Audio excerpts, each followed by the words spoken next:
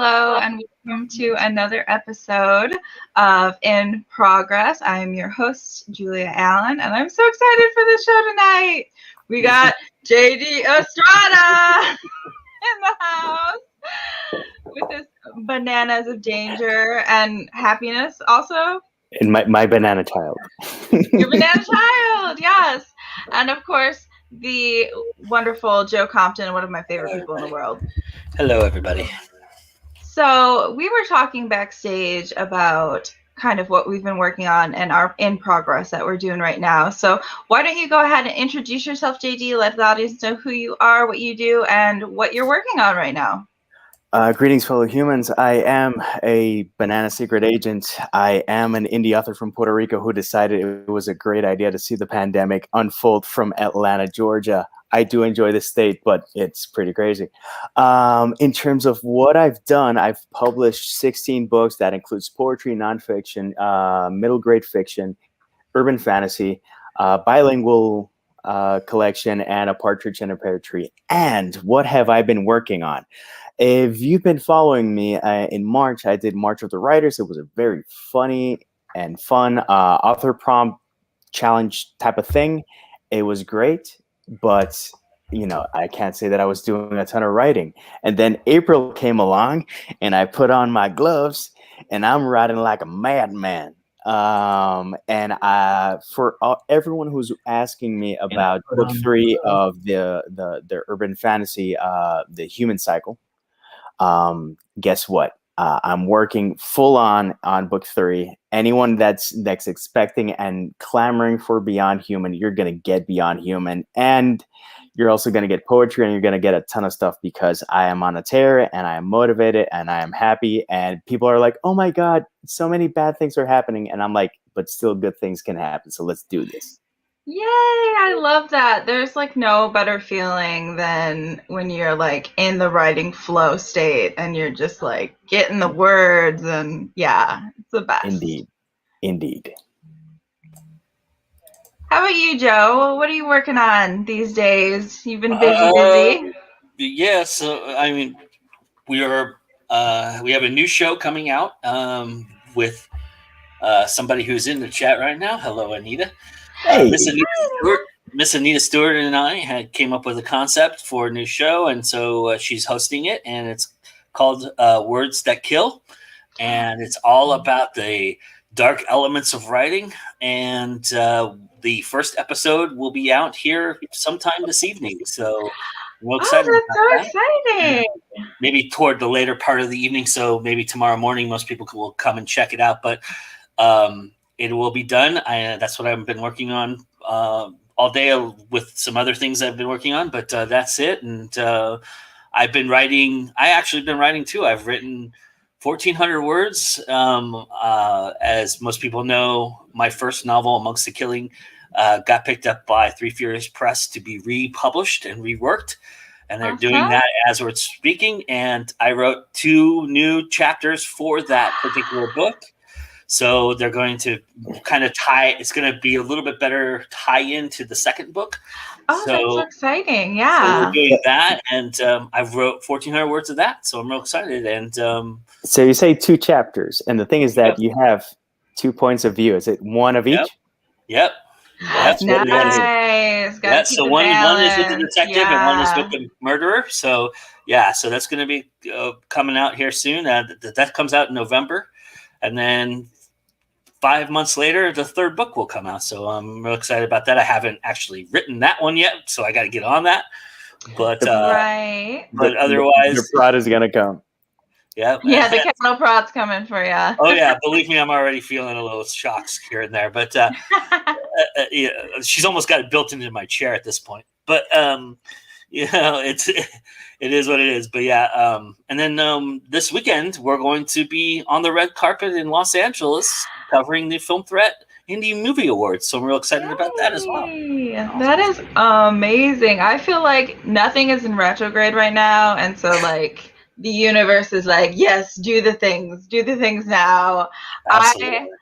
I have been working on a book of short horror stories with my sister that we're planning to come out with on Halloween, and I've been like super excited about it. But like I was saying earlier, I was in such a slump for things, and just like horror is kind of like my fun. Like I usually write young adult urban fantasy, so horror is like my fun, like play around and Nice. explore other parts of things that I don't usually tap into. So was it your idea or your sister's? So I always said that horror was a genre I could never write. So I was like, I'll never be able to write horror. Like, that's too dark. It's too this, it's too that. And so someone challenged me and they were like, no, I challenge you to write a horror story. And I did. And I had so much fun. So I had a couple of these stories just lying around and my sister was like, oh, like, you should do like a compilation or something of them. And she was like, we were coming up with prompts and stuff to write about. And I was like, well, why don't you write some to these prompts too? And then we'll do a book together. And so that's kind of like how it was born. And it was just like, it's been really, really cool to like collaborate with her and stuff. I'm not much for co-authoring, but this is like, they're separate stories. So I'm like, I can deal. Nice. But that's awesome. Yeah, I actually finished the story last night, so I've got that like adrenaline rush still from that. And yeah, so my in progress is actually like I actually made progress, like for once. Anita's welcoming you to the dark side, Julia. yes, I'm joining all my favorite friends in the darker world. Yes, it is so much fun. It's really great. It's her debut into like the publishing world. So she is very excited, but understandably starting to get those nerves that you get as a new author where you're just like, someone might read this, like which is the goal, but also your biggest fear. The anxiety starts when you're just like, oh, what if it's What I found funny about what you were saying is how excited you were to be writing a horror horror collection, because only authors would get excited about writing darkness. yeah.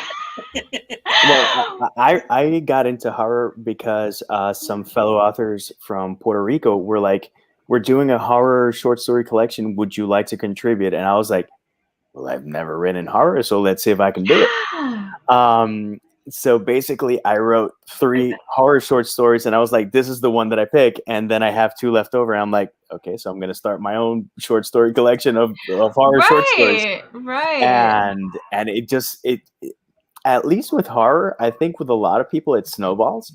It's like, yeah, I'm just going to do one. It's like, sure, buddy. Yeah, you get like a taste for it. It's like an addiction. Thirst for blood. Yeah. It's like pretty much.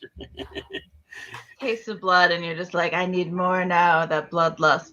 But it's really interesting that we're starting off in horror because the only book that I have actually had the pleasure of reading by JD was your middle grade book, Given to Fly, which I adored. I actually reviewed it for Joe on his Go Indie Now show, and that is why I like particularly wanted you as our guest tonight, because the characters, they are so magical, they are so great and so like different. So I thought, like, who better talk about bringing a character to life than Mr. JD Estrada? Yes. So yeah, let's talk a little bit about characters. I know like why, to me, characters are the most important part of a story, because that's like what I really connect to. If I don't like the character, then I really am just like, the plot can be the most exciting thing and I'm just like really don't get into it as much, just because I'm like, I've got to connect to the characters, whether it's like a love or a hate relationship. So, but why do you think characters are so important to story? Okay. First off, I think that what hooks you into a book beyond the cover and the title, the plot is what hooks you in, but what keeps you coming back for more are the characters. Right. Because sure, a great plot is interesting, but if you don't care about the people and you're not invested in the people, then it's a great world. It's a wonderful wallpaper. If you have a wonderful world and the characters don't sing. And to me, when I develop characters, there are so many things in my life that have struck a chord, and how I approach characters in middle grade and urban fantasy and horror are quite different, simply because there's different aspects to us. Sometimes we get someone cutting us off in traffic, and it's like, yeah, I'm gonna write a horror story today. Yeah. Right. You're gonna be in it. But what do you want to do, and what do you take from your life? Most of my characters have something from people that I know or from myself. People often say that in terms of the human cycle, that Nathaniel Reynolds is me, and I'm like, not necessarily, because I've never had a foursome or a threesome or whatever, and I've never done a lot of the things that he has done. But when it comes to that malaise and the dragging your feet in a day job and whatnot, which is the beginning of Only Human, that is something I can really relate to and that I can gravitate. And the thing is that from there, different things happen, because I never got abducted by a vampire. So that doesn't relate to me. But that essence of that character is there. And as you write and you develop and you tap into different things, what I did notice when writing the human cycle is that there are certain things that the Daniel, the vampire, and Nathaniel, the human, they kind of share, and then they eventually branch off, and then eventually they overlap, but momentarily, and it becomes a very interesting symbiotic relationship between both of them, and it's different parallels. And so basically, Daniel and Nathaniel are like my children, because they have parts of me, but they're not me. And right. When it comes to middle grade, there's a character which is whose name is Fayed Otstein, and Fayed Otstein is my literary representation. What does that mean? Take me, filter me through literature, and what comes out at the other end is what I would be. If you would see me now as a character, as a cartoon, well, try to imagine that process of a filter, but towards a book. So that character is as me as it gets when it comes to, it has that kind of Willy Wonka Cheshire Cat vibe to him, but it's still me, and there's a lot of me in it, and it's a very vulnerable spot to put myself in, but I enjoy it, and people seem to enjoy it, so that a lot of good things happen. Yeah, it's super, super fascinating how you approach different characters depending on like what you are writing and what the book requires of you. Are you like a character study type of person? Like you sit and you watch people and you listen to their conversations and you really like observe people and dissect them and stuff? To a certain degree, but I love people watching, and something that I really enjoy. Yeah, there are certain traits that really pop, but those little quirks that make someone who they are, or something that annoys someone that's very particular, like if the coffee's too hot, or if someone put too much sugar in it. What does that matter? It matters everything, because if you ever have a coffee that tastes that way, you're going to think about that person. And I was having a conversation with a friend the other day, and people don't necessarily think about me when they're thinking about books, but if they're having tea, if they're having a banana, if they see funky socks, if they're having quirky old school candy or a snack and stuff like that, they go like, dude, I thought about you. And treating every character that way, to see what their quirks are, what are the things, the nuances that you're going to remember. For Liam, who's another vampire in the Human Cycle series, he's always smoking. Why is he always smoking? Because actually, that's another part of me in terms of his behavior. I used to smoke, and I was able to stop smoking thanks in part to this character chain smoking. I literally got it out of my system. But then, and again, all of these are from the Human Cycle. When you see the characters that I have in Given to Fly, I wanted to make a book that would make people smile. So I thought of the different things in my life that would make me smile. And I was like, I don't want it to be one note. So there's to give you different examples, there's a bookworm, a literal bookworm. And he is based on Noam Chomsky, because if I think of bookworm, one of the people that comes to mind in terms of consumption of information, and with a lot of quirks, is Noam Chomsky. He has a very particular way of talking, a very particular cadence. He says that he's drastically boring, yet he's one of the most quoted intellectual figures in the world. So I wanted to use that as something to make a bookworm that lives in a library. From my life, one of my favorite restaurants was a place called, first it was Nico, and then it was Ikura, which were sushi restaurants in Puerto Rico. And Chef John was the chef from that place. And I remember the first time I had eel, and I remember the first time that I had eel that he made. And to me, it was just like mind blowing, and just such a friendly guy. And when he saw you enjoying his food and just seeing that enjoyment, and there's a chapter where I include two chefs. That's one, and the other one is from my other local haunt in Puerto Rico, which was a restaurant called Il Cuoco, Argentinian Italian place. Food was phenomenal, and I ate there. I did the math, and we ate there about 350 times. Nice. It's it's that good. So I took those people, and they're very quirky people, and I infused them into the character, and also let the character run wild a bit, because it's not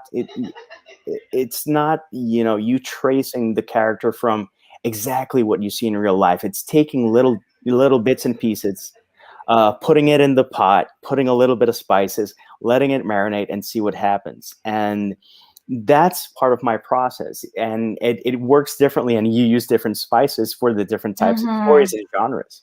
So it's always fun. I love that analogy. I love also that you're using particularly the word quirks, because that was one thing that I always tried to think of. Like, of course you need motivations, and you need goals for the characters, and of course you need flaws, but I always thought, like, what's their quirk? What sets them apart from everyone else in the book? Because that really does give them a full 3D personality when you start to add in things like those little details of, she always wears green, or she always does this. So I love those things, right? Those are the things that you gravitate towards. It's funny you mentioned, JD, two things I want to go back to that you talked about. First and foremost, I don't know if you remember this, but the first time I went to Slam Dance, there's a store right next to where the Slam Dance takes place, and it's a sock store. And in the window, they had all these funky, weird socks, and I took a picture of it. And the first person I thought it was JD when I took a picture of it. So, but because of that, so that's cool that you can tie that all together. And then you mentioned something about people watching. And I'm going back to my first book and doing the research for my first book. And in doing the research for my first book, I did a ride along with the LAPD. And in doing that little ride along, it was the most boring thing I had ever done. Like, nothing happened during that day. So it was like I was just in a car riding around Los Angeles, which I've done a million times in my life. So I didn't need to do that again. But then what happened was we go back, and they have to process you in, process you out. So you have to do some paperwork and things like that. And I was sitting at the desk, the processing desk, where it is in this big bullpen. And I was watching all this stuff going on. And there was so much going on, and I absorbed all of that. And most of that made it into the books and the quirks about the cops and what they did and what they didn't do, like how they stirred their coffee, how they picked up the phone and answered the phone. All those little things, what they wrote on the board and what color they used to write certain things on the board with, all those little things I noticed. And that was so important in authenticating my own story. It goes down to details, and I love to people watch, and I love writing in a public environment, just because you see people, and if you're careful enough, you can see them behave naturally, and also see the quote unquote behind the scenes. They're saying a comment and trying to impress someone, and maybe someone is not impressed, and you see how they're processing that and going like, okay, maybe I have to try something else. And it's like, you're not as cool as you play out to be. And again, it's all It's all in those. My wife is watching something on Instagram and Reels called mouth acting. And to see someone do mouth acting, it's all about quirks and little details. And it's very different from one actor to the other, how they enunciate up, enunciate down, enunciate to the side, chew on their cheek, and little quirks like that. And again, every time you add a little quirk, the character gets more life and says, "Oh, you care about me," and not just about the plot. And the more you feed the character, it's everything works together, and it just spirals, and it gets momentum, and the character feeds the plot, and the plot feeds the character, and vice versa, and it just becomes this experience. And as you feed the experience, that's when the magic really happens. So I have two questions for you after that.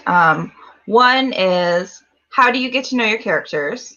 And the second question is, how does the plot and the world building affect your character, or does your character affect the plot and the world building? For both questions, it depends on the project and the character. In terms of, okay, which was the first one? Because it's a lot to unpack in each one. Sorry, yeah, I'm throwing a lot at you right now. So the first question was, how do you get to know your characters? Okay. Again, depends on the project. But to give you an example, I wanted to write a story about an innocent young boy called John Rivers. So how do I get to know him? So I revisit who I was at 11 years old and try to highlight my brightest and most intelligent moments. Not the moments where it's embarrassing to be an 11-year-old, but where I have those nuances of almost wisdom. Because sometimes kids are like, and suddenly they say something that is so wise that it just strikes a chord to everyone. So basically, I try to identify moments of that with me. And then I identified from my nephews and other kids that have said stuff that are so poignant and so deep that you go like, how can this little creature that doesn't even have hair on in his armpits have that thought, that mature, beautiful, soul-touching thought? And just you compile those thoughts and you go like, okay, what feels like the same person could have? And it's all about honesty, because some people are like, I'm going to put all the ingredients on the pizza. And sometimes if you take off one ingredient, it tastes better. So treating your characters that way, seeing what fits, seeing what flows.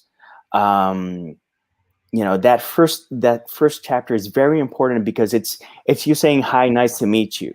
Second chapter, you're still getting to know each other. And the third chapter, or the third scene that you have with that character is going to start to tell you, no, I wouldn't say that. And you're writing it. And then when you're editing, you go like, yeah, that feels wrong. Why does it feel wrong? I don't know. It just feels wrong. What would feel right?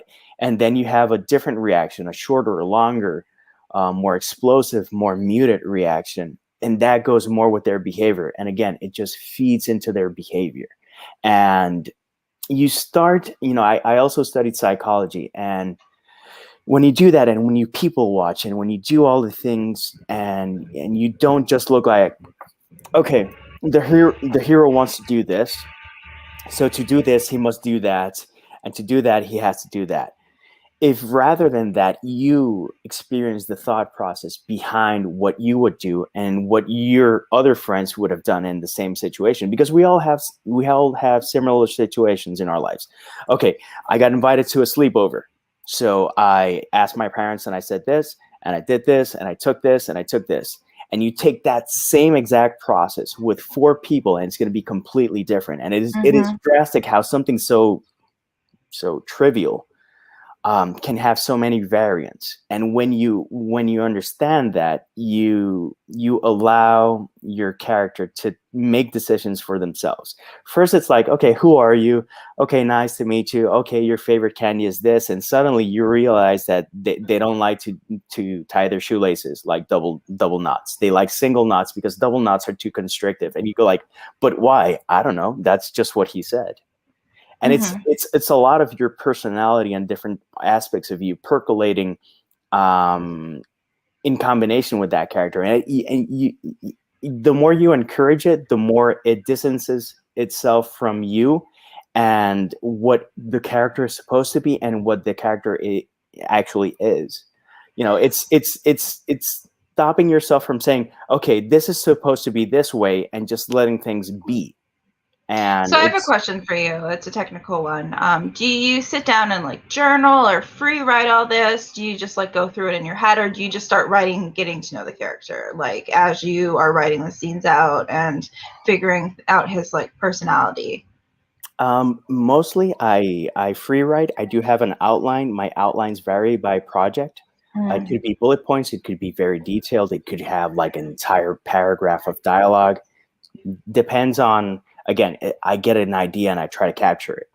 And that's also very important. Sometimes when I'm thinking about this character and you let it go and suddenly you're making coffee or you're eating cereal and you have this idea, you have to capture that, because that is the character, and that is the true essence of the character trying to break through.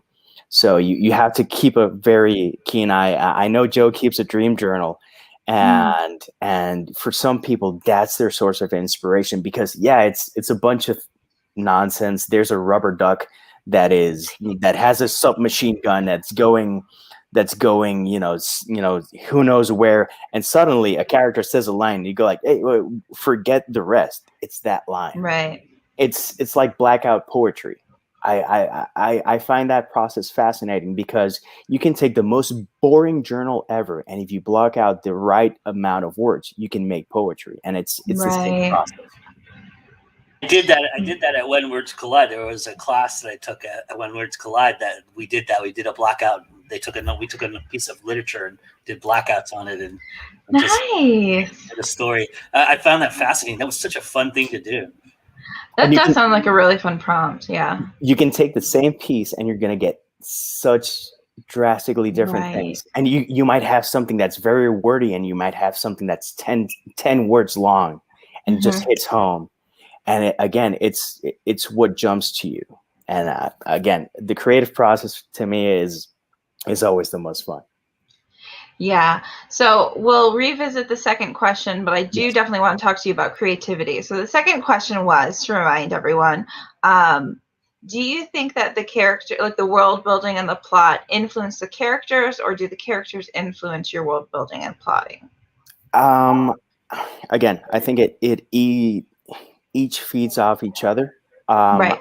I have A and Z, and yes, I do have the entire alphabet, but sometimes the plot is going to say, okay, B is more here than here, and D is more here than here, and then the character is going to say, yeah, but we should do this.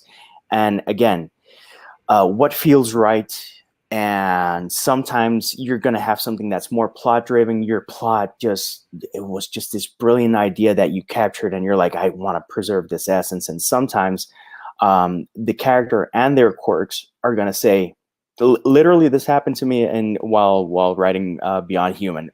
We're going that way, and suddenly I go like, but I remember this happened in the first book, and I do want to call it out because it's very important for me as the author, for me as the storyteller, and for me as one of the characters in the book. So basically, instead of going from point A to point B, they take like a sub B and they stand to the side, and there's a very poignant scene that was not there. And that was it was the decision of the character, because he felt the need to go there, and it feeds to the plot, and it just makes everything richer. So if there's an opportunity because of the plot or because of the character following through in a way that it feels organic, that is always going to be the best alternative. The more you have to force things, the more it's going to feel forced. Right. I do think that brings up a good point, because like there's what was I going to say? There's like the whole idea that, oh my gosh, I knew I was going to do this. I had not gotten any sleep, and I was like, my brain is going to fail me at some point tonight. I was like, I had such a good point. Oh my God. Yeah. Well, I'll say something while you're thinking about it. It's interesting that's like the chicken before the egg kind of thing, right? It's like what comes first kind of idea. But But I do think that even if I build the world beforehand, that whatever the character does influences a little bit of the world itself in changing. And I think also whatever the conflict is that I'm creating, like the story behind in the world itself, I use the world as a backdrop, but then the world suddenly starts to become a character when characters interact in that too. And so you're almost like building more characters by using the two together, and they kind of work in synergy in that respect. And I think when a story really works well, that's when it works well, is when there's a synergy behind it.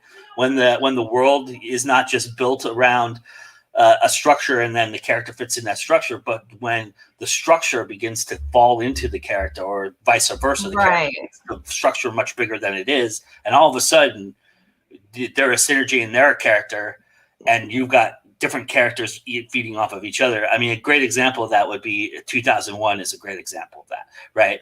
You're in a big spaceship in the middle of nowhere, two people and a computer. And then the computer voice starts to take over, and things start to happen. And then the ship itself, because he controls the ship, there's rattling and there's things that just make it like racket the tension up. And that ship, where they're trying to figure out what's going on, the ship becomes a part of the character. It becomes a character of the whole story, and it's kind of interesting. And really, the ship almost becomes the protagonist in a way, because the ship is what saves their lives, right? So, or doesn't, depending on how you look at it. But you know what I mean? So I think that there's a synergy there that's just fascinating when you meld the two together, and when it works, that's how I think it works. Oh, I definitely think there's magic in the interplay between the two, with the plot and the world building and characters. For sure.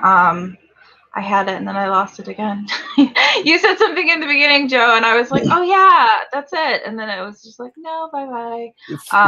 For me, it's like when you're walking and you trip, you have a couple of options. You can do the jog. You can play it as if nothing happened, or you can actually look at whatever you tripped on and go like, what's up, man? What's up? You know, it's the sidewalk.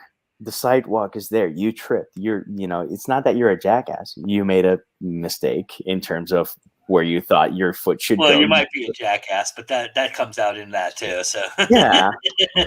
Right. And I think it's important to keep in mind, we always say, like with stories, that you always want to be moving the story forward, but character development is crucial as well. We don't want to take out scenes that are character development. Like you said, it led to a very poignant scene. I think that was the point I was trying to make. You were talking about that poignant scene that wasn't initially planned for the book, but it added so much to it. I think that a lot of times when we try to worry about pacing, or we try to worry about like the plot too much, we miss that character development that really adds like the heart to the story. To give you an example, it's not that I like this movie. It's not that I do not hate the ending, but in City of Angels, which has one of the dumbest endings ever, or at least resolutions for a character, the character of Nicolas Cage has actually two scenes. One where he takes his first shower, and the second when he has a pear. And the way that they filmed and captured those two scenes, I thought are brilliant. Do I think the endings suck? Yes. Does that take away from these two scenes? That, again, the experience of eating a pear is very particular, because as a fruit, it does something really weird on your palate that no other fruit does. It's very peculiar. And for me, the satisfaction I get with, if you feel weary, if you feel tired, and you have a shower that just hits that perfect temperature, it's like a French fry that is just, just painful enough that it's great. Have you seen the original? Have you seen the Wim Wenders original movie of City of Angels? No. Yeah, so the City of Angels is based on a Wim Wenders movie, and it ends much differently than the City of Angels movie ends. So. Does she also think she can fly while going downhill? I'm not going to tell you. I'm not going to. Just in case people want to watch it, I don't want to. Later, tell me in the chat, because all right. that's going to be the reason if I watch it or not. Because that's I don't care if that's a spoiler. I was so pissed off at that ending. All right. So I said I want to talk to you about creativity because, like I said, reading Given to Fly, the creativity was astounding in there. So I want to know, like, let's talk creativity. Let's talk what inspires you. Like, where do your ideas come from? You've written a ton of books, so you have lots and lots of ideas. And I feel like some people have a million ideas, and then other people, so they have like one really good idea that they work hard on, but it's like where to get those new ideas, where to reinvent old stories, like where does that come from for you? For me, creativity comes from so many places. I love food. I love drink. I love video games. I love movies. I love music. And when I say that I love all of these things, it's not that I love rock music. I love music. That means I'll listen to opera. That means I'll listen to hip hop. That means I'll listen to music in different languages. You can check that out in Go Indie Now. In This Week in Indies, I reviewed a band from Serbia. Nice. In terms of comic books, people are like, oh, my favorite comics were X-Men. My favorite comics were Fantastic Four or Spider-Man or, I don't know, Spawn or stuff like that. My favorite comics are J-Man comics, which are manhwa kung fu comics from Hong Kong from a company called J-Man Comics. J-Man Comics had Bloodsword, Bloodsword Dynasty, Drunken Fist, The Force of Buddha's Palm, Oriental Heroes, and Iron Marshal. Is this the first time you have heard this? You being from Korean descent, maybe, maybe not. For most people, they're like, what the hell are you watching? And I grew up with this, and I always searched for that, and I always enjoy that. In terms of research, I am fascinated by geography and topography because you just have to walk up a hill and see the perspective from the bottom of the hill and the top of the hill to let your inspiration and imagination fly. I've always been fascinated by flying and the concept of flying, and that's why I gravitate towards movies by Hayao Miyazaki and Studio Ghibli in general. Given to Fly was inspired in large part because of Miyazaki and different projects. I think particularly Ponyo. And again, I don't think it's something that a lot of people are going to say, yeah, my book is inspired by Ponyo. Candy and Willy Wonka and stuff that I read as a kid and I listened to as a kid, I still enjoy, almost at 41 years of age. Because some people go like, oh, I outgrew that. And I'm like, I'm never going to outgrow most of the things. There are some things that it's like, yeah, there are limits to that. But if you enjoy it, if it brings you joy, if it makes you think, if it makes you smile, then why not embrace it and learn as much as possible? And creativity is all about seeing a banana and saying, how many stupid things can I do with this? And I lost count of how many banana videos I've done, but I'm pretty sure it's upwards. It's probably 100 or more. And it's if you've seen Whose Line Is It Anyways, it's the combination of the props game and Charlie Chaplin, and just seeing what I can do in a minute or less with a banana, fake or real. Right. And always, and everything I do on social media is also trying to flex that creativity muscle to keep me thinking and keep seeing opportunities of creativity everywhere. On Monday, I do visual typos. That means, and I'm going to take one word, I'm going to do a typo, and how can I do that visually? Again, I'm a writer, not an artist, so it's going to be kind of shitty. And people are going to enjoy it because of that. On Tuesdays, it's Dictionary. So basically, I take a word and I make it, end in TEA or have TEA somewhere and have a definition that I make up with it. On Wednesdays, I get all sentimental, and I also tap that sensitive side of me on Sky Thoughts, and I have this soothing voice, and it's just where I want to be in my headspace and try to. The nicest part of the nice guy in me, that's the guy that writes on Wednesdays. On Thursdays, sock it to me. Am I just going to throw an ordinary sock picture, or am I going to try to do something quirky? Depends on the day, depends on the energy level. Right. And Fridays, the bananas, I go bananas. I love it. Snack Showdown then. When do you do those? Just randomly? A snack down. If it's seasonal, I try to tie it in seasonal, and I have a bunch of stuff that I always, as a teen, I loved celebrity deathmatch. So it's basically me doing a celebrity deathmatch with, it's either a Royal Rumble with a bunch of foods, or two things that I go like, okay, who would win, Doritos or Cheetos? Right. If you love cheesy, snacks and whatnot, and Goes then every day, baby. No. no, and then you let it go on social media, and specifically in Facebook, people go a little apeshit, and It's it's a lot funny. of fun. It's funny that you say the sky thoughts thing is like your inner self, your beautiful inner self, because I always found that very admirable to Jack Handy's. Thought. The ones they used to do on Saturday Night Live. Right. Deep thoughts. And those were always like crass and unusual and just like the innermost weirdness of your personality. So you use it for the innermost beauty. Very, very ironic, I thought. It's also inspired in part because of Deep Thoughts, but it's me trying to be a nice guy, because I could make him snarky, but there's other snarky stuff that I already do. So it's flexing different muscles. That's why I also enjoy writing poetry. It's just a different thought pattern. It makes you look at words in a different way, and how you divide lines, and how you establish rhythm, and just approach either a topic or a thought, or it's like, I really want to hit someone really hard with this line. So how am I going to build it up?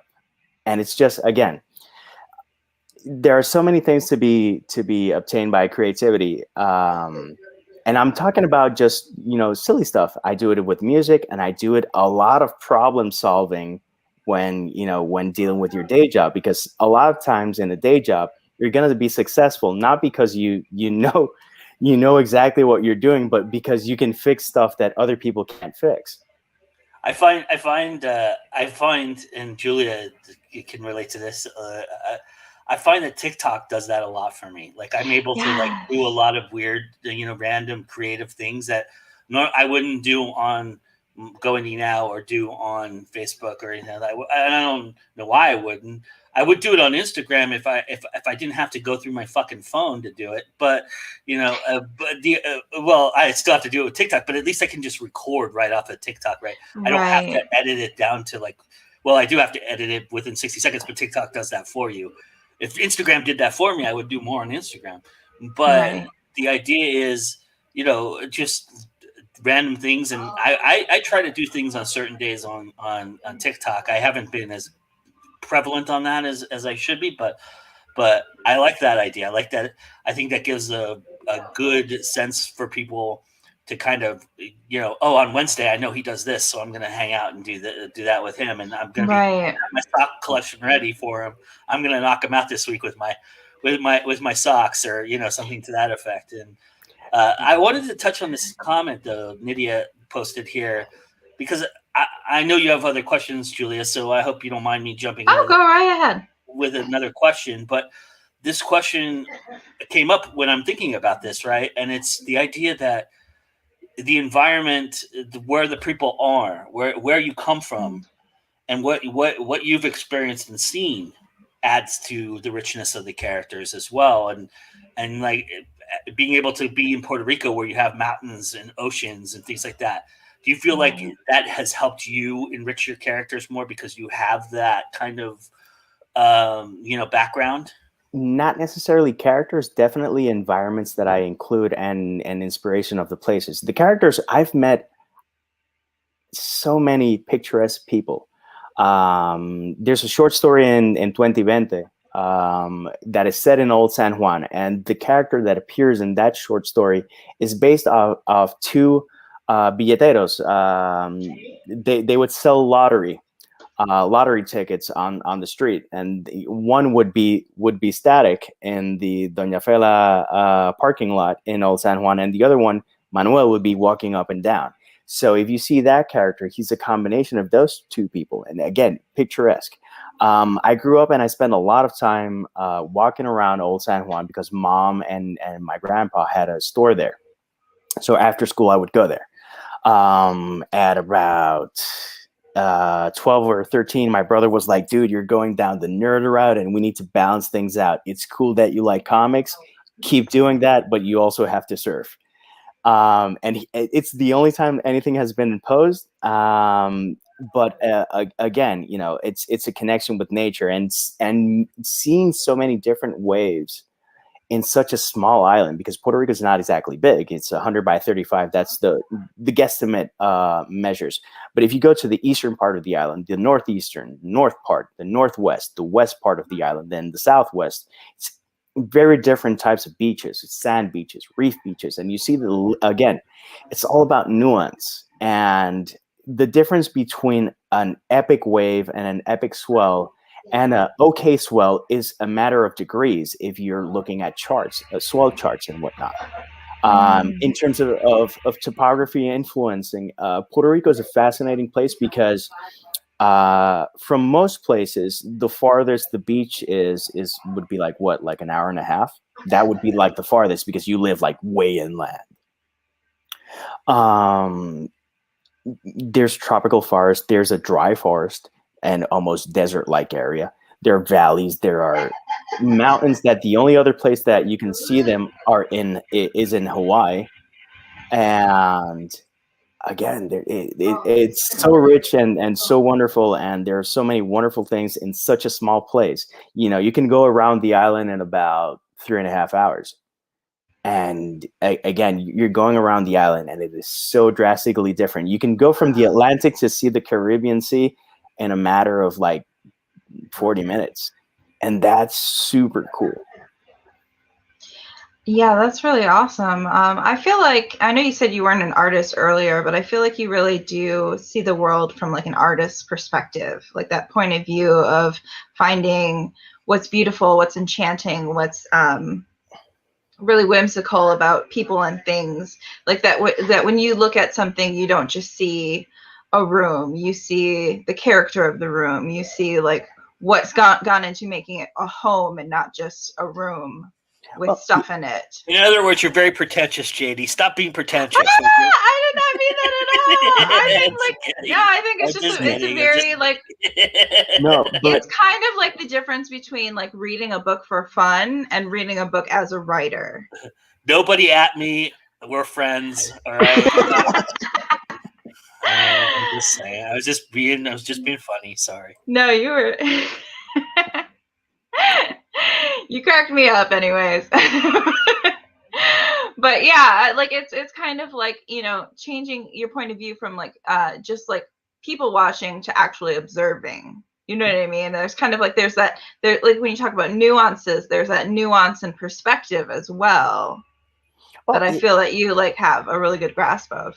And also it's also I've been very, very fortunate in seeing very, very either intimate or unique moments. To give you one example, one of the saddest, or at least one of the things that touched me the most, and eventually it's inspirational, so bear with me.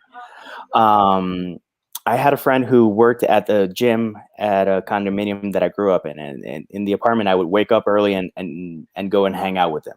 It's like, try to imagine Clerks, but in a gym, because no one would go. And there was this individual, a lovely guy, who was trying to lose weight. And one day, this quiet moment, I was able to see when he got on the scale, and you see him tipping, and you see that he's doing it, and then he sees like the final number, and you see like the entire body deflates. You're talking about a dude that if you see him walking down the street, you wouldn't think, he cares about his weight. And it's someone that does care about his weight. And when you pull the veil back and see that little slice of humanity from that person, and you see that moment where it really sucked for them, and you want the best for them, and then you keep going to the gym because you have your friend there, and you see him progress and have that moment of success, but you see how long it takes. That's very different from you just saying, okay, this person, blah, blah, blah. And, truly taking a moment to see that moment and see that moment of vulnerability and see how that can be, it's a turning point. It can be the point where he says, screw it, I'm done. I'm not going to do it. or I'm going to keep coming until I get the results that I want. Right. That, again, little moments like that. I've seen so many, and just because I'm hyper aware, and that's why I always have headphones when I'm working, because I get easily distracted. But since I get easily distracted, I'm watching there and I'm watching there, and it's like, oh, shiny stuff, shiny squirrel, and even with a squirrel, just seeing the behavior of a squirrel, if they give you the chance to watch them, is fascinating. And again, Right. all living creatures are fascinating if you give them long enough, because even a boring person is fascinating in their boredom, because you go like, how long can they stand there doing nothing? A while, and that to Right. me just blows my mind sometimes. That's wonderful. I had a question, because you do write in both Spanish and English. Yeah. And I find like there's certain things, like even though English is my first language, there's certain things that like I feel it's expressed so much better in Korean because of the connotation, the subtext and all that stuff. Like would a girl really like say this unless she was like super pissed at you? So it has like that extra oomph behind it that just English doesn't have sometimes. So do you think that it is easier for you to write in Spanish or English, like when it comes to those like subtle meanings? Rather than one being easier than the other, I just write differently in each language. I tap into different things, and language is a wonderful thing, and a wonderful thing that feeds characters. In terms of malleability, and in terms of like a full-on rant, malleability, it's always going to be English. In terms of a full-on rant, the energy that you generate in English and the energy that you generate in Spanish are two completely different things. And an insult in Spanish is always going to trump anything in English, just because phonetically speaking, our consonants hit harder and our R's roll and gain momentum. And a lot of the insults in Spanish, I've noticed that the emphasis is not in the last syllable; it's in the second to last. It's like da da da da da. So you have a so when you get one that ends in the last syllable, like cabrón, and you just hit it full, it has that extra oomph, because since most of the words end here. When you have one that ends here, it just adds that extra bit of oomph. I love That's it. so funny, because whenever my dad would get cut off in traffic, he would curse in Spanish instead of English. Yeah, he's not Spanish at all. He's completely European. But he loved learning Spanish, because his favorite place to eat were Mexican restaurants growing up. That's the only place we ever go out to eat would be Mexican restaurants. And so he would pick up things, and he always asked the chefs, how do you say certain curse words in Spanish? and then he'd repeat them in traffic, which always made me uncomfortable, but it was very interesting. Because if he had said that word, if he had said like fuck really loud, it wouldn't have the same impact as it would in Spanish, right? He feels like it punctuated it. And I again, love that about languages, though. Each country, each Spanish-speaking country has its own choice words, and Puerto Rico has its own choice words that we've made popular, and you will see them hashtagged in places, and you go like, "What is that?" And you'll see all Puerto Rican people go like, "I can't explain in public." Right, and that's the frustration too, when you're like, "How do I explain this word that has all this context around it in English to somebody who doesn't have the cultural context?"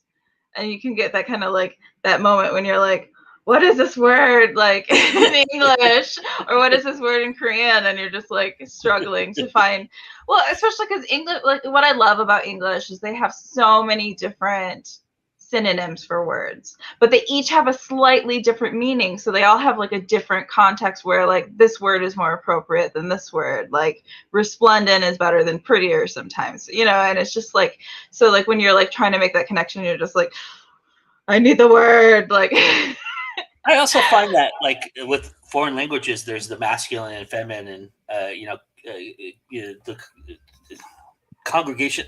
Congregation is not the word. But you know what Conjugation. Congregation. Yes. Yeah, thank you.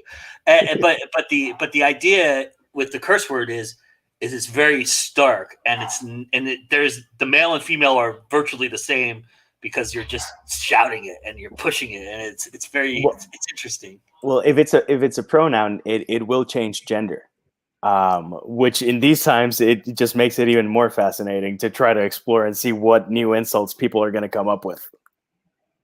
That reminds me of something so interesting. So in Korean, you don't often call people by their names. It's kind of considered rude, unless it's like a work setting or something.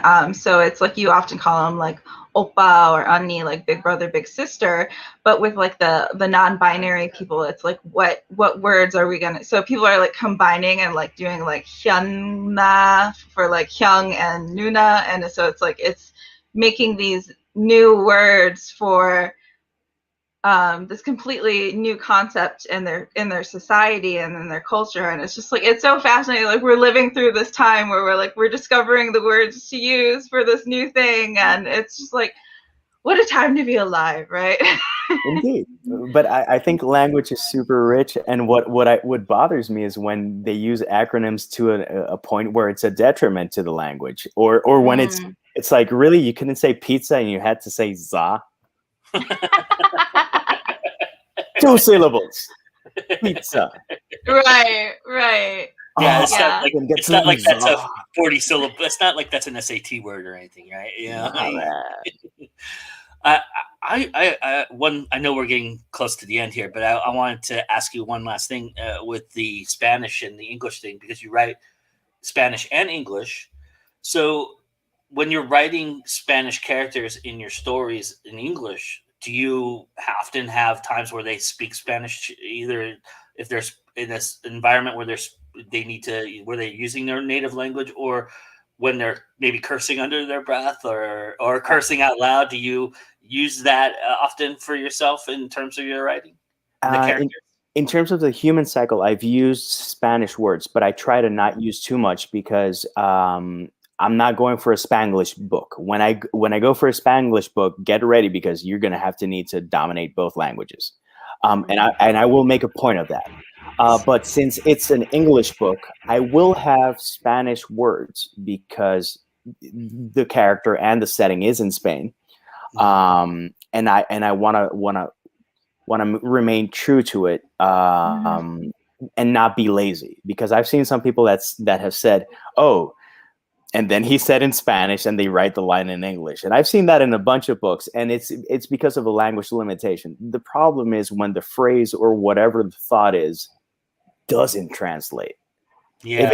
If it's something that you go like, yeah, that's something a Spanish speaking person would say. And I'm sure you get it the same for Korean. If they would construct the sentence in that way, that makes sense. But where it's like a clearly English sentence or statement, and they're just saying, but they said it in Spanish. Yeah, exactly. It's like that doesn't work because you're not taking into consideration language or culture or social history, historical moment where it's at. You're not taking into consideration anything. You're taking an Anglo character and you're putting it in another context and saying that they said it in another language, and it is as half-assed as it gets. Yeah, I have decided in my books when with my new series, when I write Korean, I'm not going to italicize the Korean words because they're not foreign to the character. And it's very othering in a way that, like, I had to have like somebody like point out that, like, why are we still italicizing foreign words in a book when it's like completely natural to the main characters or the characters who are speaking it, because it's just a way of othering this language and being like, oh, it's foreign. But it's we need to stop. We need to stop catering to the lowest common denominator. I'm not sure if I've done that. If I did do it, more probable than not, it's so that I could make sure that it's gonna recognize the word as if it's written incorrectly because it's a different language. So it's just to make sure that I didn't screw up the word in the native language. Right. Well, it started as like an academic thing where they would italicize foreign words because it was like this was a Spanish origin or Spain origin word. So we wanted to like, they wanted to emphasize that, it came from a different origin. But like in literature, I'm just like, no italicizing for me. No, I'm not doing it anymore. For me, if I put italics or bold, it's to put different types of emphasis. Right. And, I'm actually not sure, and I would have to check if I did it. If I did, it's so that I didn't screw up the spelling. But I can tell you that in subsequent books, I have not italicized, and I've gone like, that is the word. That is not the incorrect word. And I also, if I want to say something that way, I want that to be italicized rather than that cosa. Right. Yeah. I just thought that was like a really fascinating point someone made, that they were like, why should I italicize these words? And I was like, why should we? It was just like this epiphany moment for me. But I've had such a fun time talking with you tonight. I want to thank you so much for coming on the show. Why don't you tell us where we can find you online, and if you have anything you're promoting or want to announce? Now's the time. Okay. JD Estrada writer. You can see it here. You can search for me on Twitter, on Facebook, on Instagram, and on YouTube. I have a blog called For Writing Out Loud. It's jdestrada.blogspot.com. If you look for Writing Out Loud, it's going to be an easier find. New stuff. I'm working on book number 3 because this is 1, this is 2, and number 3 is saying, write me. I also write middle grade, and it is National Poetry Month. If you live in Puerto Rico or in the U.S. and are looking to dive into my English poetry, there's an independent bookstore in Puerto Rico called Tazasy Portadas. Lovely people. They're on the west part of the island. They also ship to the U.S. and to Puerto Rico. Please buy from them and support local businesses, because they need the support more than other people that don't pay taxes. Right. Lovely. Do you want me to go, or do you want to go first, Joe? Let me go first, because then you can say the magic words. So, you're echoing me now. If you don't know where you are, get used to it. This is where you should be. And while you're here, I'm just going to say, smash that like button. Smash it right now. Do it right now so you don't forget about it. Hit it now. And share this. Comment, subscribe, all the beautiful things you do. Like I mentioned earlier in the show, we have a brand new show coming out. I just released a spotlight over the weekend episode. If you're a punk rock fan, I interviewed a gentleman who did a documentary about the Descendants, which is a Southern California punk rock band. It was very cool. And we talk a lot about our love for that band, and we also cover All, too, which is their alter ego. But both that show is already out, and you can go check that out right now on our channel. And also, like I said, the new show with Anita Stewart hosting called Words That Kill will be out probably very late tonight, but it'll be out. And if you're on the East Coast, you can check it out in the morning. But do check it out. It's a great show. We're going to the dark side of the writing elements, and we're going to talk a lot about. There's going to be a lot of talk about death and interesting ways to kill and things that go bump in the night. You're going to really enjoy it if you're a fan of dark stuff. So that show's going to be out tonight at some point early morning. And we have an international indie show with Josh Pentalaresco, who's in the chat. Part 1 of the interview that him and Jin did, and they did a 3-parter. So the part 1 will be out a little bit, probably Tuesday night. And then from there, Friday night, we have late night news with myself and Katie Salidas, where I will be live from Los Angeles. Hopefully I get there on time. And I don't get stuck in hellish traffic in Los Angeles, but we'll see. I should be there plenty of time. But regardless, that's going to happen 10 p.m. Eastern, Friday night live right here on all the channels you're watching now. And then Saturday night, I don't know what time the award show starts. I will let everybody know. I think it's 8 p.m. Eastern, 5 p.m. Pacific, but I'm not sure. but I will be trying to go as live as I possibly can from the red carpet, where I will be doing interviews from the red carpet for the Film Threat Indie Film Awards. I'll be live there, and I'll tell you all about it, and hope you guys join us for that. And that's what we've got going on this week. So that being said, this is an awesome show. Thank you, Mr. Estrada, for being here. I appreciate it. Julia, to you. That show with Anita sounds absolutely fantastic, by the way. I'm going to have to catch that in the morning because I haven't slept in more than 24 hours, and I don't know how long I'm going to make it after the show ends. But I am Julia Don't wait Allen. up for it. Don't wait up. Yeah. I don't know if I could. I write as J.K. Allen. Like I said, we expect my book to be coming out with my sister, Carol Allen, for Halloween, in time for Halloween. I'm very excited about that. Super, super pumped. We'll be also re-releasing my other books subsequently afterwards. Super excited. Like Joe's been doing rewrites on his first book. I'm going to be doing some rewrites, and so I'm like super pumped to get back into these stories and give them some love. So you can find me at hijingswriter.com, and hijingswriter is my social media handle and everything except for TikTok, which is Ginny and Tonic. That's spelled Jinny and Tonic. So find me, watch my silly videos. I did a funny one about the Bram Stoker meme today. So go catch why I think that's a little silly. But yeah, that's it for tonight, and it's always time to go indie now. Thank you so much for joining us.